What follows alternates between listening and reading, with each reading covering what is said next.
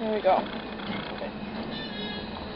This is Max Radico from Grasshopper Media. I have been contacted by somebody I met a couple years ago named Jane Sharf. We're here at the Umi Cafe in Ottawa. The place that was rumored through an article on the internet that this is perhaps where the original video was posted of the RBC bombing. We're here to talk about some information that Jane has with regards to the actual individuals that have been charged with the RBC bombing. She has quite a few contacts here in Ottawa, and it's very interesting to hear the story about what might be really going on. I'm going to ask a few questions, and if you have any questions actually or comments on YouTube, feel free, and we'll do our best to answer them. We just want to know what the truth is, and we're here in Ottawa trying to figure that out. This is Jane Sharf. Yes, I'm glad to have an opportunity to give the information that I've been gathering.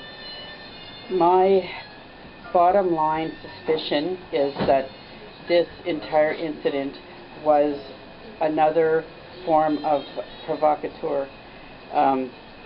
The incident, I believe, was fabricated to give a backdrop to the G20 and all the extraordinary security that was purchased around that. And there's many indicators that this is not kosher. Like it's not. The situation is not what it's been represented to be. First of all, we were told that 3 individuals did this firebombing, and all 3 individuals were arrested and placed in jail, and then one of them was released on conditions, but not charged with firebombing. He was charged with other crimes.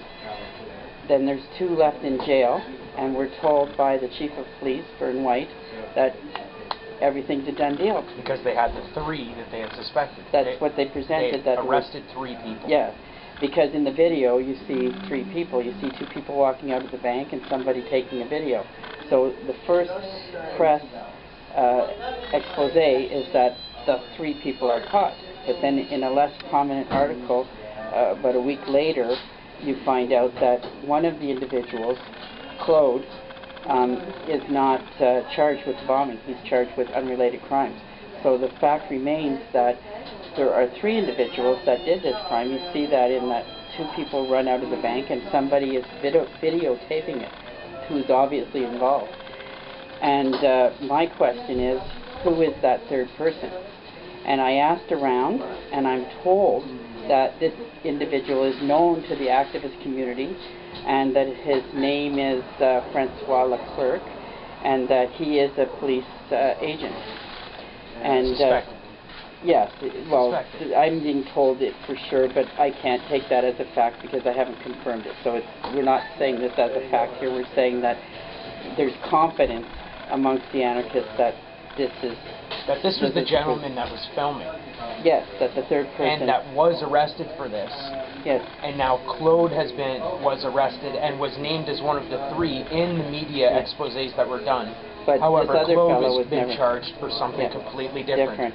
And this Francois, or whoever it is, was never represented in the press at all. And what I'm told is that this individual was in fact arrested, but it didn't show in the press, and he was apparently charged with the firebombing with the other 2, Roger and Matt, and he was let go immediately, and then he's left town.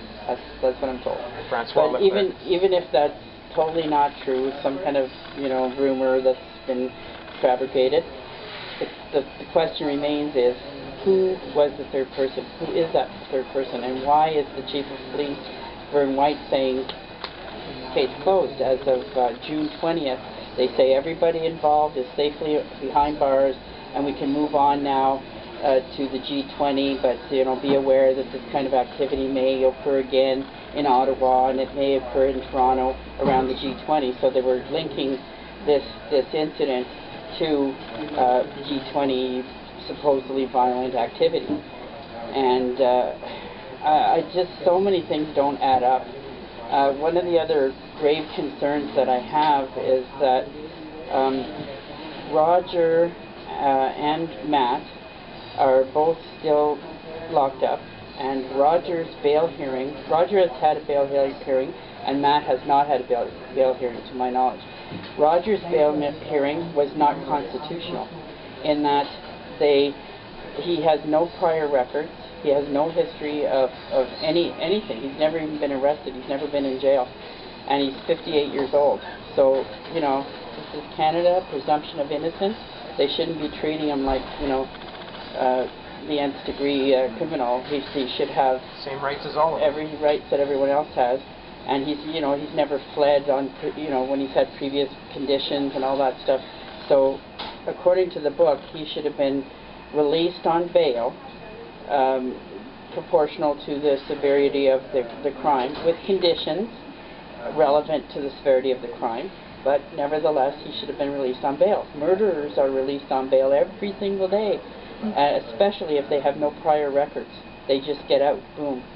And then, but he didn't get out like that. He had 4 different sureties, and all of them were turned down. He didn't get out on bail, on his own, like his own bail. So he tried to use a more, secured process, which is the surety process, and he brought forward 4 legitimate sureties that met all the conditions to act as surety, and none of them were acceptable to the JP. And further, I have concerns that Roger seemed to have been isolated, like from visits and from phone calls. He wasn't getting information about his legal defense. He didn't even know, as of June 20th, if his lawyer was going to ask for a bail review, which he's entitled to have a bail review in front of a judge. This one was in front of a JP, so he's entitled to have it reviewed by a judge within a week.